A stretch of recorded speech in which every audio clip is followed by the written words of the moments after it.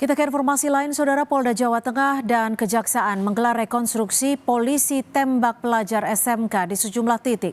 Rekonstruksi dihadiri oleh keluarga korban, juru bicara keluarga korban, dan pengacara tersangka.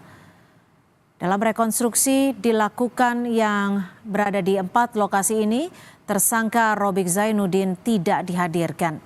Robik kini ditahan sebagai tahanan pidana dan tidak lagi berstatus penempatan khusus dan diproses pidana umum tentang pembunuhan dan pasal penganiayaan yang menyebabkan kematian.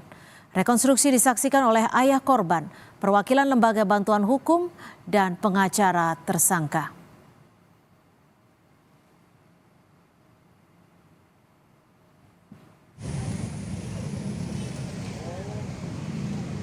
Kapolri Jenderal Listio Sigit Prabowo memutasi Kapolrestabes Semarang Kombes Irwan Anwar. Irwan dimutasi dari jabatannya di saat Polda Jawa Tengah sedang mengusut kasus penembakan oleh anggota Polrestabes Semarang yang menewaskan seorang pelajar. Kombes Irwan Anwar dimutasi sebagai Kepala Lembaga Profesi Konsultasi Polri. Wakil Ketua Bidang Kerjasama dan Pengabdian Masyarakat STIK Lemdikat Polri. Posisi Kapolrestabes Semarang kemudian digantikan Kombes M. Syadudi yang sebelumnya menjabat sebagai Kapolres Metro Jakarta Barat. Dokumen ini kami dapatkan dari kasus tewasnya seorang pelajar SMK di Semarang di tangan anggota Polrestabes Semarang, Aibda Robik, sempat simpang siur. Selain korban tewas, terdapat 2 rekan korban yang terluka akibat tembakan.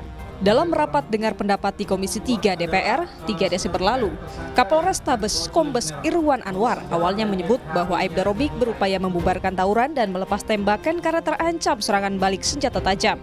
Irwan juga meminta maaf atas tindakan anggotanya dan siap bertanggung jawab. di mana si pengejar ini membawa senjata tajam. Inilah kemudian yang disaksikan oleh anggota, kemudian berniat untuk mengejar. Namun kemudian yang dikejar itu masuk gang.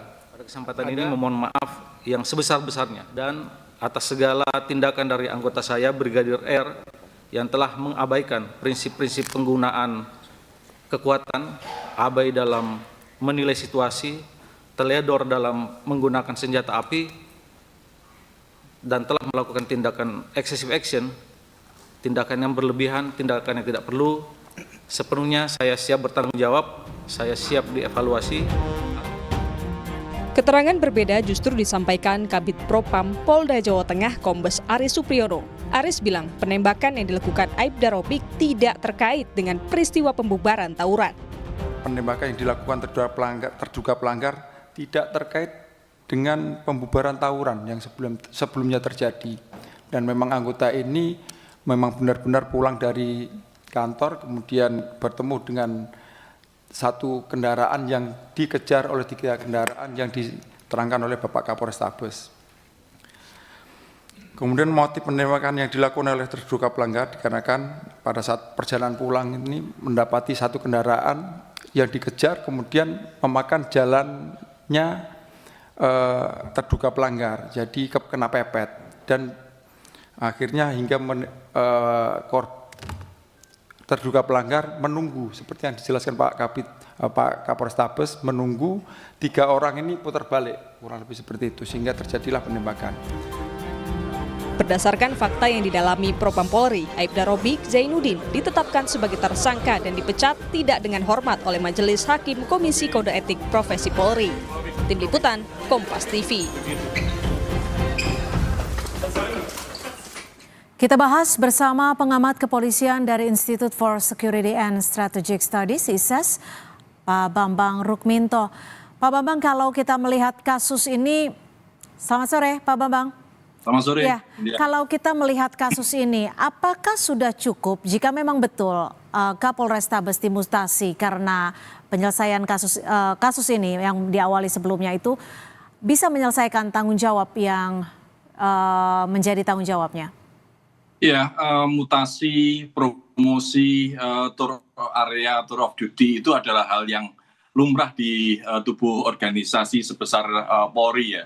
Makanya terkait mutasi yang dilakukan pada Kapolrestabes Semarang yang beberapa waktu ini mendapatkan sorotan masyarakat karena pernyataannya yang dianggap keliru terkait penembakan adik Gama ini tentu saja tidak cukup dan ini tidak bisa menjadi bahan evaluasi atau memberikan dampak positif bagi organisasi Polri.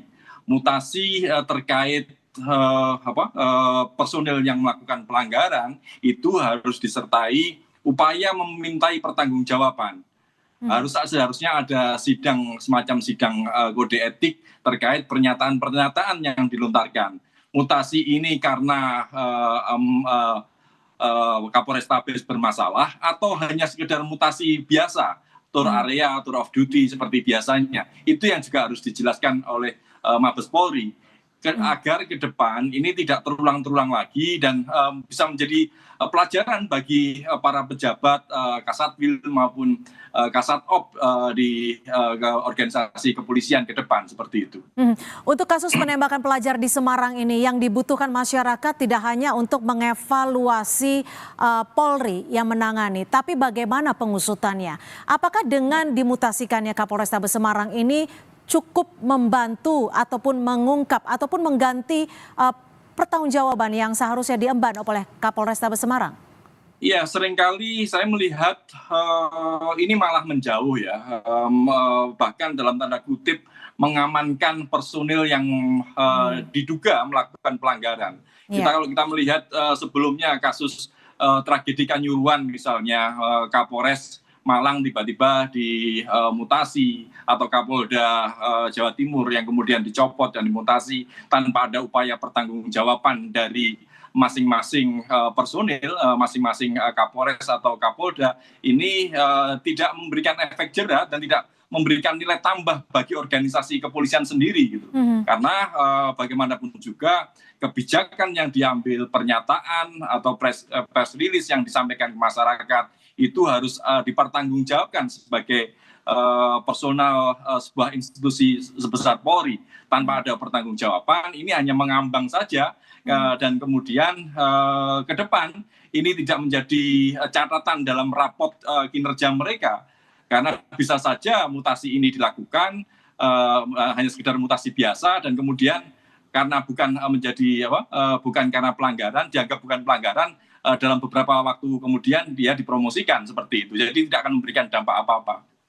Kalau Anda sebagai pengamat kepolisian melihatnya mutasi Kapolrestabes Semarang ke lokasi yang baru ini merupakan promosi atau dampak dari imbas penanganan kasus di Semarang?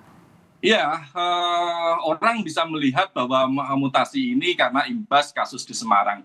Tapi saya melihat bahwa ini tanpa ada pernyataan resmi bahwa ini terkait pelanggaran, ini adalah mutasi-mutasi biasa. Tour of area, tour of duty biasa yang dilakukan kepolisian untuk menyegarkan organisasinya.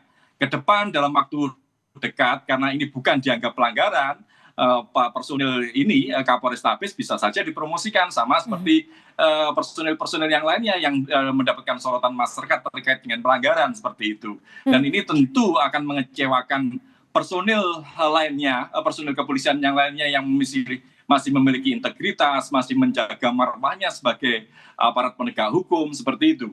Makanya memang harus ada penjelasan yang lebih konkret dari Mabes Polri terkait mutasi ini karena apa? Apakah hanya karena tour of area biasa, mutasi penyegaran di tubuh Polri, atau karena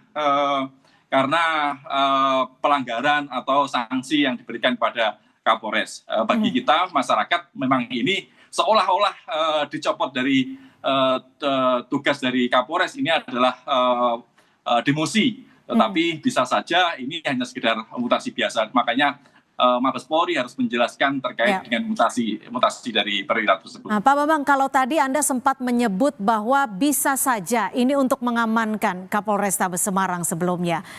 Apakah ini bisa terjadi di wilayah-wilayah lain? Karena kalau kita tahu Semarang termasuk bagian dari kota besar, dan bagaimana dengan wilayah-wilayah lainnya? Sangat mungkin terjadi.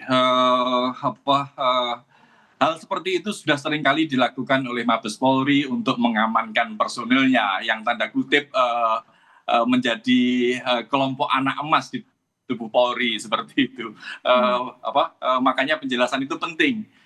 Dan itu sudah biasa dalam tadi saya sampaikan, mengamankan ini tidak dengan memintai pertanggungjawaban yang clear, karena proses penyelidikan terkait kasus adik Gama ini kan belum tuntas. Siapa yang harus bertanggung jawab? Pelaku memang mungkin sudah ditemukan dan kemudian pelaku juga sudah diberikan sanksi berat PTDH. Tetapi kalau terkait dengan peraturan Kapolri tentang pengawasan melekat, dua atasan pimpinan dua tingkat ke atas ini juga harus dimintai pertanggungjawaban. Apalagi Kapolrestabes Semarang ini juga pernah menyatakan siap bertanggung jawab. Pernyataan yang ternyata keliru seperti itu. Ya. Makanya hal seperti inilah yang harus diungkapkan oleh Mabes Polri. Jangan sampai kekeliruan ini akan terulang lagi di ke depan. Dan bila Tapi ini gini, terulang, tentu Pak ini Bambang, tidak tambah pada Polri. pernyataan keliru yang sempat disampaikan oleh Kapolrestabes Semarang di forum yang bisa dikatakan formil, apakah ini bisa mengindikasikan bahwa penanganan untuk kasus-kasus tertentu tidak ditangani dengan baik sehingga laporan kepada DPR saja masih bisa salah? Bisa saja terjadi, sama seperti juga di kasus di Polres Jakarta Timur terkait kekerasan di tempat kerja di sebuah toko roti misalnya, yang Kapolres Jakarta Timur juga menyatakan hal-hal yang tidak logis di mata publik seperti itu. Dan ini seringkali terjadi, personil tersebut tiba-tiba dicopot tanpa ada upaya pertanggungjawaban, dan kemudian ke depan dalam waktu dekat tidak sampai setahun diberikan promosi lagi di jabatan yang lebih bagus seperti itu. Makanya kalau ini menjadi momentum melakukan evaluasi di tubuh Polri, semuanya harus transparan, pertanggungjawabannya pun juga harus jelas seperti itu. Tanpa ada upaya memintai pertanggungjawaban masing-masing personil, ini akan mengulang lagi dan hanya menyimpan borok-borok di organisasi, di tubuh organisasi kepolisian. Tentu masyarakat tidak mengharapkan seperti itu, makanya kalau ini benar-benar Kapolri komitmen, Mabes Polri konsisten dengan peraturannya, bukan hanya sekedar memutasi, tapi juga memintai pertanggungjawaban mereka. Baik, terima kasih Pak Bambang Rukminto, pengamat kepolisian dari ISES, sudah memberikan perspektif di Kompas Petang sore hari ini. Terima kasih Pak Bambang.